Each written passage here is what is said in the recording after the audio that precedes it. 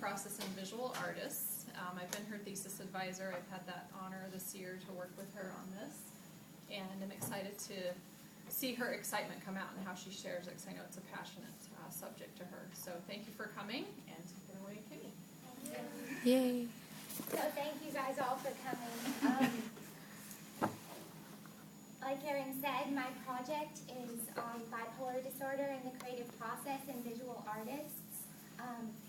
So to start, my personal interest in this topic stems from my passion for art. I am an artist myself, and I have a passion for studying and understanding psychological pathology.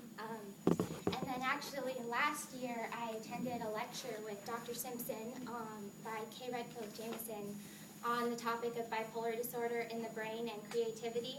And she's one of the lead researchers in the field, and I then was inspired to read her book, Touched with Fire, which kind of led me in the direction of studying this.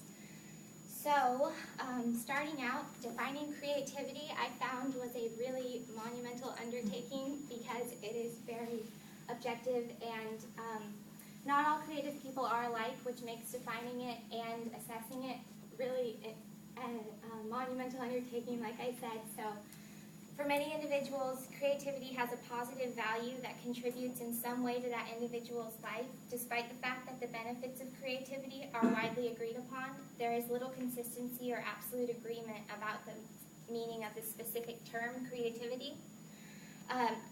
Lubart is one of the main researchers I used for my literature review and my project, and he defines creativity as simply bringing something into being. In many circumstances, the primary criterion for calling some production creative is that it is novel, at least for the individual who created it. Another couple definitions that are important here are the creative process. I did use Todd Lubart's breakdown of this into the 4 stages: the preparation stage, the incubation stage, the illumination stage, and the verification stage. And that's the model by which I defined the creative process, and I'll explain later in my study how that was relevant to my 4 participants.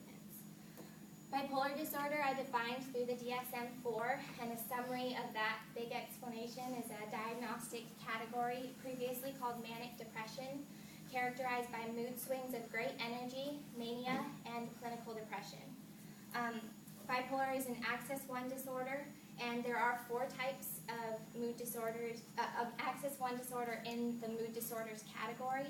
There's 4 types of mood disorders: depressive disorder, the bipolar disorders, mood disorders due to general medical condition, and substance-induced mood disorders.